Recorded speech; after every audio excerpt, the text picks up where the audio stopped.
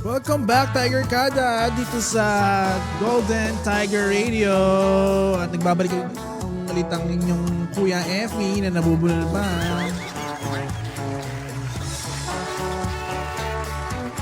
Check your time. It's currently 2:02 p.m. in the afternoon, no? Makakatulog ba ang lahat? Kaya ba umabol? Sa mga tao dyan na sa ilalim ng puno ng mangga, kaya ba? Kaya ba today? Nakakatulog ka ba? Lalo na kung mapakinggan mo ako, ha? Binabati ko pala, no, ang delivery rider na nagkamali dito ng deliver kanina. Kasi meron dito isa pang store sa katabi namin, no. Akala niya dito ibabagsak yung parcel. Buti na lang, ang kuya niyong Effie ay hindi naman magnanakaw, no. Naisoli ko naman sa tamang tao yung parcel na yun. At ang dami pa naman nung sticker ata yun. Noong una sabi sa akin speaker, sabi ko, speaker! So, ayun, binalik ko naman, no? Kasi dinaanan din naman dito yung may-ari talaga ng parcel. At ayun, okay naman kami. Sabi niya, okay sir, sige. Kasi hindi ko rin memorize dito yung yung kung anong lot yung mismong station. So, yung nakalagay dun sa Lalamove niya ay 220. So, ayun, malay ko bang hindi 220 to. So anyways, no, gusto niya ba yung mga tugtugan natin na ngayong hapon? Dahil Saturday ngayon, ay dapat energetic tayo, dapat malakas, dapat talagang pawis talaga. Kailangan mapawis, ha? Ay kung nagbabasketball ka ngayong hapon na ito at nakikinig ka sa Golden Tiger Radio, no, baka pawis ka, nag-golf ka or nag-tennis ka, di ba? Pero siyempre yung mga hindi pa pagod dyan or yung mga pagod dyan, makinig kayo dito. Para ay maibigan nyo, edi okay. Kung hindi, edi tsupe. Gagawin. Binabati ko muli ang mga taga BFRV, no, na nakikinig sa atin ngayon sa Golden Tiger Radio, no. Kamusta kayo dyan, no? Nagmerenda na ba kayo? Balita ko may nag-aabang pa ng turon dyan, ha. Hoy! Nauuna ka pa. Mabibigyan ka ng turon. Maghintay ka lang. Sa mga tricycle drivers dyan na nagpapahinga at nakikinig sa Golden Tiger Radio, no, kamusta naman kayo? Sana ay okay ang iyong hapon at nakapagmerienda na, nakapagtanghalian pa, di ba? Asya nga pala, no, may kakwento pala ako sa inyo ngayong hapon. Kaya pala ako nandito para magkwentuhan tayo. Kasi nga, eto na. Talamak talaga, no? Talamak talaga ang yung meme. Alam niyo yung meme dun sa Facebook ngayon? Yung bagong meme na naman ni Taguro. Yung pag pag humihinga ka ayoko sabihin. Pero yun nga, yung meme ni Taguro ngayon sa Facebook, kung alam niyo yun, no? Talamak na naman yun. Alam mo, ang dami nag-trending ngayon sa Facebook na hindi ko na rin mawari kung saan ba ako lulugar, no? Puro na kalokohan ng tao. Well, karakteristik naman talaga ang isang Filipino na maloko talaga. Diba? Kasi gusto natin lagi masaya tayo, gusto natin lagi ay stress-free kahit talagang stress na stress tayo sa buhay. Dapat hindi siya halata, no, na nai-stress ka. Kasi kung halata na stress ka, gaya na nakita mo sa akin, talaga naman, hindi ka aya-aya. So, dapat happy lang. Dapat ganyan ngiti, yan. Ngiti, di ba? Back ganun, di ba? Ngiti-ngiti lang, di ba? At kung sad ang iyong life, no, tumutok ka na lang dito sa Golden Tiger Radio para mapakinggan mo ako at para magchikahan tayo at kulitin kita hanggang mawala yung kuliti mo sa mata? Sa mata! Gusto mo yun? So yun nga, no, Sabado ng hapon ngayon, 2:06 p.m, no. Alam nyo, noon, no, ang saya ng Sabado, lalo na mga bata tayo. Kasi, naaalala ko, no, nung bata ko, kapag ganitong oras na, hindi ako natutulog Dahil isa akong pasaway na bata Yung mga ganitong oras, no, nung bata ako, talagang, mapapaano lang ako like, Ha? Sana yun na lang pala ginagawa ko, di ba? Kasi hindi mo na siya pwede gawin ngayon. Kagaya nung alam nyo ba, yung bata tayo, di ba, sabi ng magulang natin na dapat matulog tayo ng tanghali. Well, sana tinulog ko na lang. Malay ko ba na ganito pala kapagod ang adult life, no? At Diyos ko po, ang sarap matulog kapag adult ka na. Pero pag bata ka, syempre high-powered energy ka pa di ba? Na to the roof yung energy mo So, hindi mo talaga alam kung paano mo siya gagastusin, di ba? So, yun nga, sana tinulog na lang natin nung mga bata tayo yung sinasabi sa atin ng ating mga magulang, di ba? Na, oy, matulog ka, tanghaling tapa. Tapos papaluin ka ng hangin na napakakati. Pag pinalo sa'yo, talaga magmamar ka. Yun, wala. Hindi natin magagawa yun ngayon kasi may mga responsibilities tayo, may mga dapat tayong gawin kasi kapag hindi natin nagawa yung mga bagay na yun ay talagang may ma-miss out tayo, di ba? At syempre, ayaw naman natin ma-miss out lalo sa panahon ngayon dahil ang buhay ngayon ay mabilis lang, di ba? Maya-maya, New Year na naman. Mamaya-maya, Pasko na naman. Mamaya malaman mo dumaan na pala yung birthday mo. Hindi mo man lang naramdaman, no? Hindi mo man lang namalayan. Well, ganun talaga ang life. Mabilis naman talaga ang buhay. Kaya nga may sinasabi tayo, life is short, diba? Kaya, nyo na lang, i-enjoy nyo yung every moment na kasama nyo yung family nyo, yung friends nyo, yung relatives nyo, loved ones nyo, yung jowa mo kahit mangiinggit ka. No? Kahit mapanlamang ka sa iba. Enjoy na lang natin ang buhay. Ganoon naman talaga Dapat ini-enjoy natin ang buhay, no? Dapat, alam mo yun. May mga tao nga no? Nga kung kailan tumanda tsaka nagpipickleball. O may mga matatanda naman ngayon na kung kailan tumanda ay nangongolekta ng Hot Wheels, di ba? May mga matatanda din na ang hilig ngayon ay only... Ay, kilala nyo ba si Lolo Gamer dun sa Facebook? Alam nyo, naglalaro siya ng mga AAA games ngayon sa computer niya. Pero lolo na siya. Tigan nyo yun. Ini-enjoy niya yung bawat buhay. At saka, isa pa yun, nakikipag-usap talaga siya sa mga Gen Zs, sa mga mas sa kanya, mas younger generation. At talaga mas magaling pa siya sa younger generation. Talaga, ako nagsasabi, panoorin nyo siya as nakakatuwa kasi gano'n naman talaga Enjoy natin We have fun, di ba? We must have fun. And we must do everything talaga to fulfill our happiness in life, diba? Correct?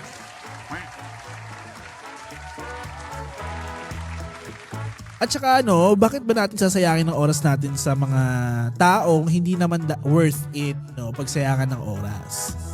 Dapat nga ini-enjoy natin or mas tinutuan natin pansin sa mga taong talagang mahal na mahal tayo, yung hindi talaga tayo iiwan, di ba? Kasi kung ganoon, mas okay na yun. Kaysa naman sa tumanda ka, stress na stress ka, at halos maging uba na yung kulay ng buhok mo, di ba? Hindi nga naging puti, napanot din, di ba?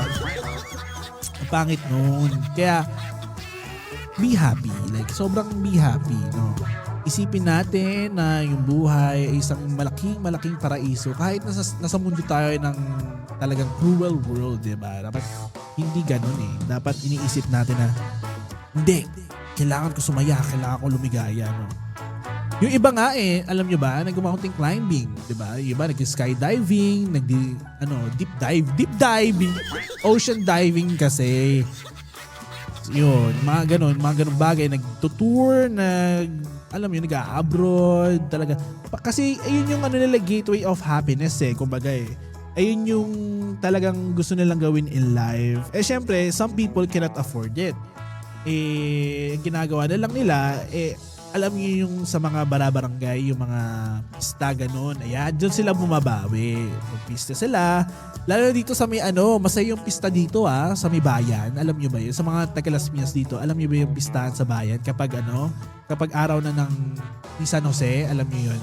Talagang kaliwat kanan na na kainan, kaliwat kanan na inuman, kaliwat kanan na mga karaoke, di ba? Ang saya-saya, may mga banderitas pa, di ba? Ganon din sa ibang lugar. Kaya alam ko sa Bacoor, ganon din. Kasi, sa Bacoor naman, sobrang saya kasi yung inuman nila hanggang umaga, di ba? Talaga naman wala namang tigilan ng inuman na yan, di ba? Pag may alak talaga masaya eh, no? Ganyan talaga ang life, no? Kapag may alak, masaya talaga ang life. Well, kasi bonding na rin naman yun ng mga magkakaibigan, di ba?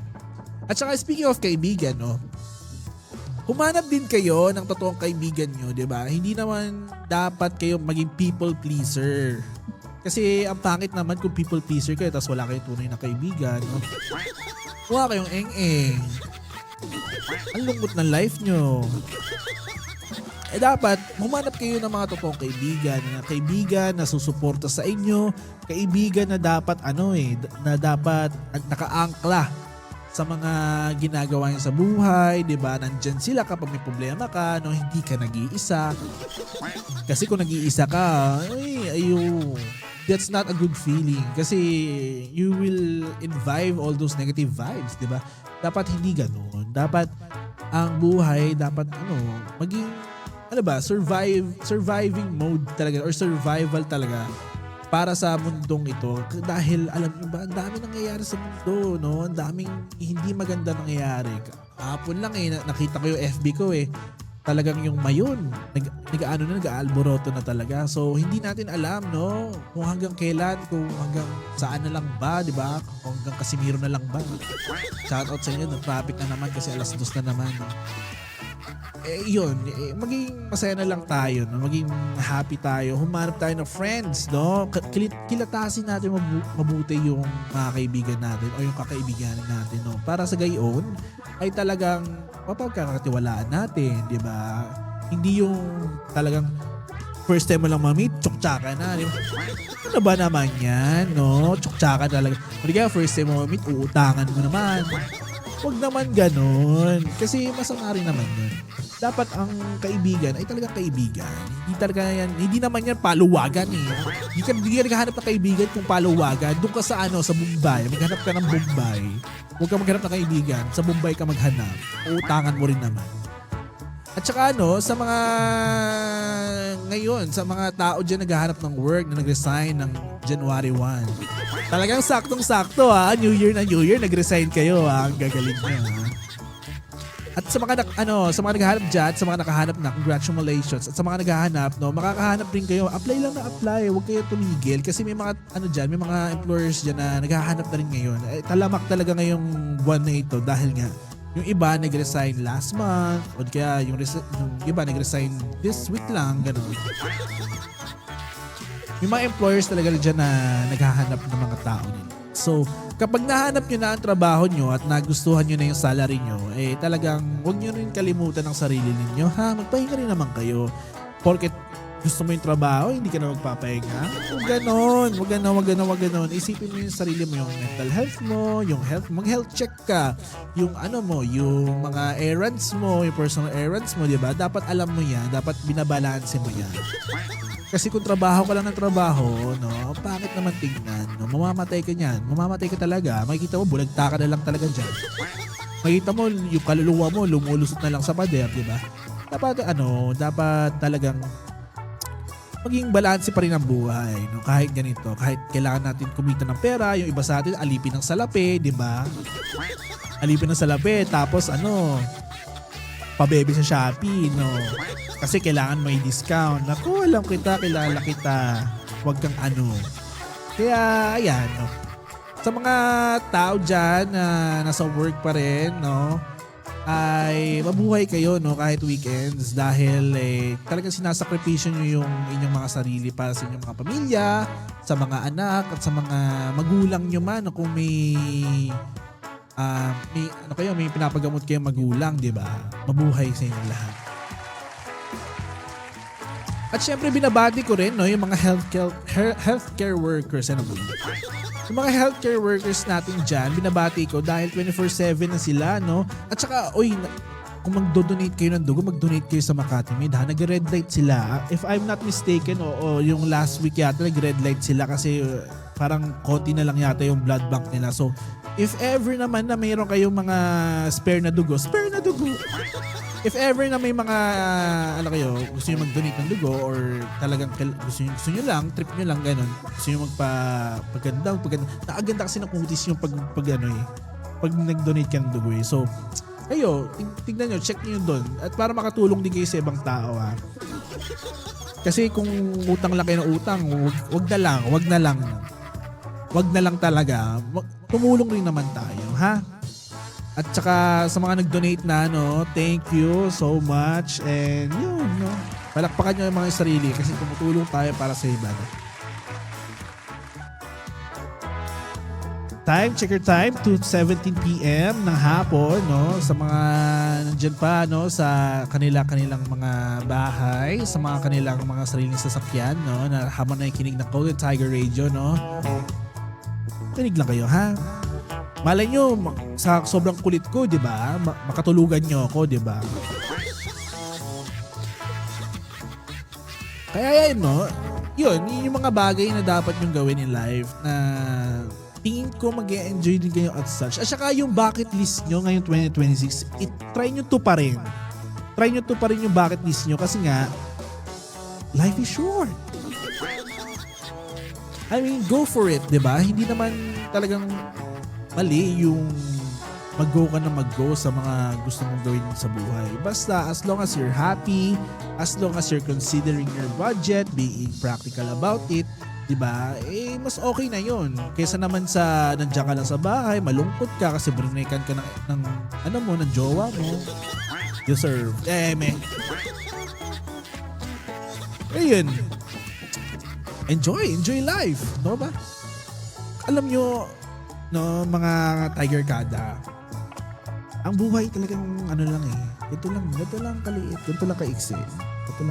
So, be grateful at all times, no, sa mga blessings na dumadating sa inyo, sa mga plano nyo, magkakaibigan, family, no, tinutuloy nyo. Huwag nyong i-hold back yung mga sarili ninyo, no? Just for the sake of your work. Huwag naman. No? Huwag niyong kalimutan ng inyong mga sarili. Okay?